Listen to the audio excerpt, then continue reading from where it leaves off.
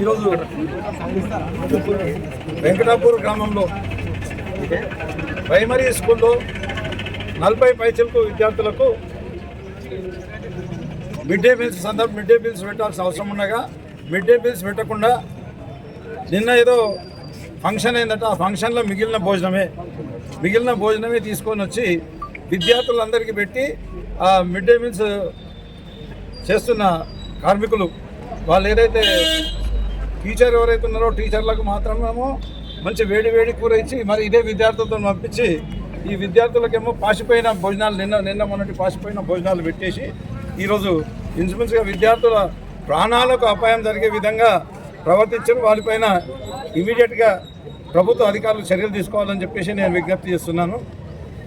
ఇదే గ్రామానికి సంబంధించిన పేరెంట్స్ ఇంతకుముందు కూడా మాకు భోజనం మంచిగా పెడతలేరని చెప్పేసి అక్కడ హెడ్ మాస్టర్కు కానీ ఎంఈఓ కానీ తహసీల్దార్కు కానీ ఎంపీడో కానీ మరి ఇక్కడ సబ్ కలెక్టర్ కానీ వినతి పత్రాలు ఇచ్చినా కూడా వాటి గురించి పెడచవున పెట్టి ఈరోజు విద్యార్థుల ప్రాణాలకు అపాయం జరిగే విధంగా జరగడం జరిగిందని చెప్పేసి తెలియజేస్తున్నాను.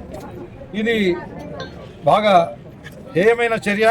నేనైతే అనుకుంటున్నా మరి ఇది ఒక చర్య కాదు, ఇక్కడ నారాయణఖేడ్లో జరుగుతున్న చర్యల్లో ఇది ఒకటి మాత్రమే. ఇవి కాక ఇంకెన్నో ఇట్లాంటి చర్యలు జరిగినాయి.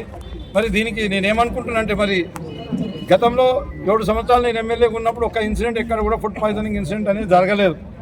మరి ఇప్పుడు ఈ 2 సంవత్సరాలనే ఎన్నో జాగ్రత్తల ఫుడ్ పాయిజనింగ్ ఇన్సిడెంట్ జరుగుతున్నాయంటే ఈ కమిషన్లకు ఎగబడి రాజకీయ నాయకులు కమిషన్లకు ఎగబడి వాళ్ళు మీరు ఏదైనా చేసుకోండి మరి నాకేం పిల్లలతో ప్రాణాలతో చెలగాటమాడినా సరే కానీ నాకు డబ్బులు కావాలని చెప్పేసి వీళ్ళు డిమాండ్ చేస్తున్నట్టు నేనైతే అనుమానిస్తున్నా. ఇది 100% కరెక్ట్ అని అనుకుంటున్నాను. ఎందుకంటే ఒక ఇన్సిడెంట్ జరిగిన తర్వాత దాన్ని సరిదిద్దుకునే ప్రయత్నం ఎవరైనా చేస్తారు. కానీ ఇప్పటికి ఎన్ని ఇన్సిడెంట్లు జరిగినా కూడా వారు ఎవరైతే బాధ్యులైన ఉపాధ్యాయులు ఉన్నారో లేకపోతే ఇంకా వార్డన్లు ఉన్నారో వాళ్ళని రక్షించే ప్రయత్నమే ఈ రాజకీయ నాయకులు చేసిందంటే దీని వెనకాల ఖచ్చితంగా వాళ్ళకు కూడా కమిషన్లు ఉన్నాయని చెప్పేసి నేను భావిస్తున్నాను. ఈ ఇన్సిడెంట్ కాకుండా మొన్ననే సిర్గాపూర్ ఈ నెలనే అనుకుంటాం, మోస్ట్ ప్రాబబ్లీ ఈ నెలనే సిర్గాపూర్లో హాస్టల్ విద్యార్థులందరూ కూడా బయటకు వచ్చి వాళ్ళందరూ కూడా ధర్నా చేశారు. చిన్నపిల్లలు సోషల్ వెల్ఫేర్ హాస్టల్ విద్యార్థులందరూ కూడా వచ్చి ధర్నా చేయడం జరిగింది. అంతకుముందు దానిపైన కూడా ఇప్పటివరకు ఎలాంటి చర్య తీసుకోలేదు, ఎవరిని కూడా శిక్షించలేదు. అంతకుముందు నల్లవాగు రెసిడెన్షియల్ స్కూల్లో ఒక విద్యార్థికి జ్వరం వస్తే వాడి విద్యార్థి ప్రాణం మీదకి వచ్చే వరకు ఆ ప్రిన్సిపాల్ పట్టించుకోకపోవడం మూలంగా లాస్ట్ మూమెంట్లో దవాఖానా పంపిస్తే ఆ విద్యార్థి ప్రాణాలు కోల్పోయిన విద్యార్థిని కూడా స్కూల్ దగ్గర తీసుకుపోయినారు.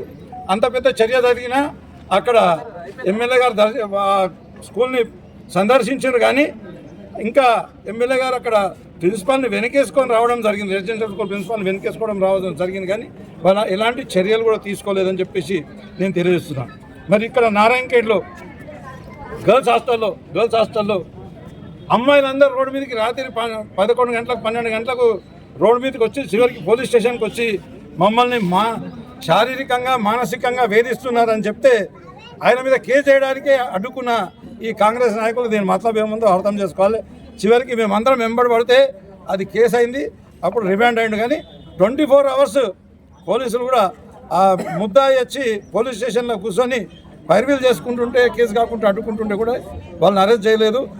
మరి అక్కడ హాస్టల్ దగ్గర కూడా పోయి విద్యార్థులను వాళ్ళని నచ్చజెప్పే ప్రయత్నం చేసి కేసు పెట్టకుండా బతినాడుకునే ప్రయత్నం, కాంప్రమైజ్ కొరకని ప్రయత్నం చేస్తే దాని విషయంలో కూడా ఎలాంటి చర్యలు తీసుకోలేదు. చివరికి అయితే యాక్షన్ మేమందరం వెంబడబడితే యాక్షన్ తీసుకోవడం జరిగింది.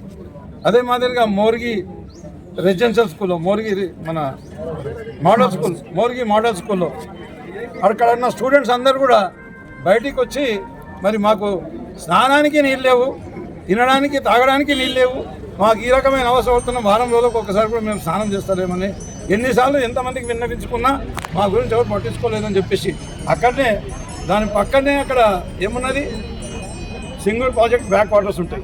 అక్కడ నుంచి సప్లై చేయాలంటే పెద్ద కథ కాదు. కానీ వాళ్ళకి నీళ్లు లేకుండా వాళ్ళు ఇబ్బంది పడ్డ పరిస్థితి ఉంది. ఇట్లా చెప్పుకుంటూ పోతే ఇట్లాంటి ఎన్నో సంఘటనలు జరిగినాయి. ఇంకోటి ఇదే వెంకటాపూర్ గ్రామంలో ఒక అంగన్వాడీ బిల్డింగ్ ఏదో కూలిపోయి ఒక విద్యార్థి పైన నెత్తి మీద పడి ఆ నెత్తి వలిపోయిన 10 మందికి గాయాలు జరిగినాయి.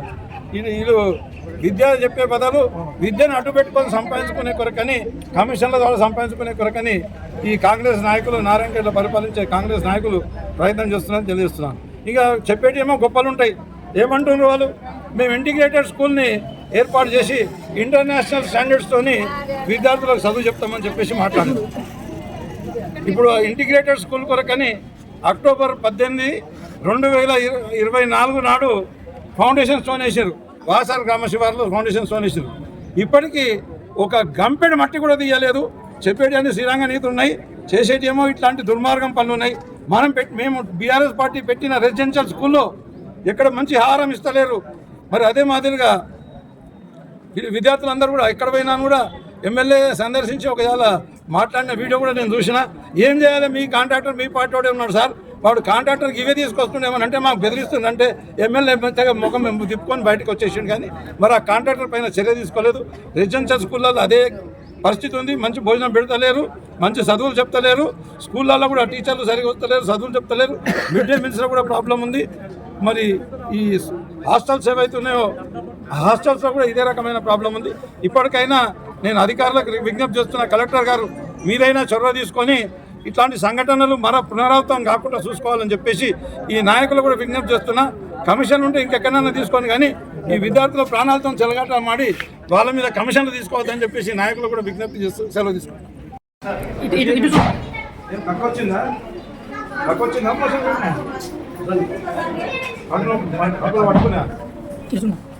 అందరికీ ఎట్లయిందా? అందరికీ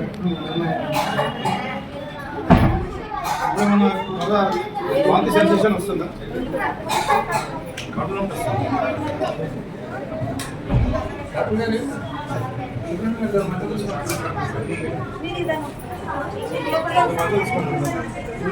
పైకి పంపించాలని అనుకుంటారు.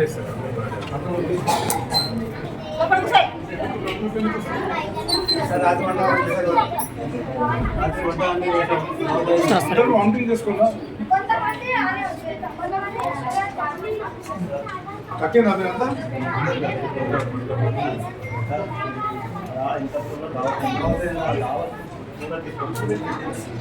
నిన్న దావదైన ఫుడ్ ఈరోజు పొద్దున మధ్యాహ్నం భోజనం పెట్టారు.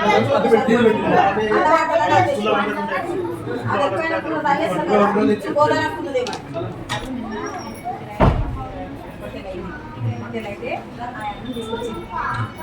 అన్నం ఇక్కడ ఉండి పప్పుచారు పన్నీరు అవన్నీ తీసుకొచ్చింది.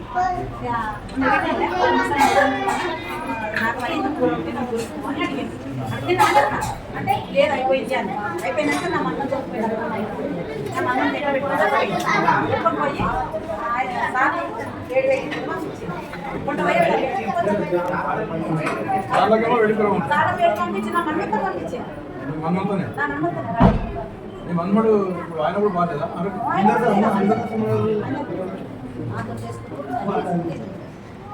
ఏదో మాట్లాడదాం, బయట మాట్లాడాలి. బయట ఒకటే చేయాలి కాదు కదా, అంతటి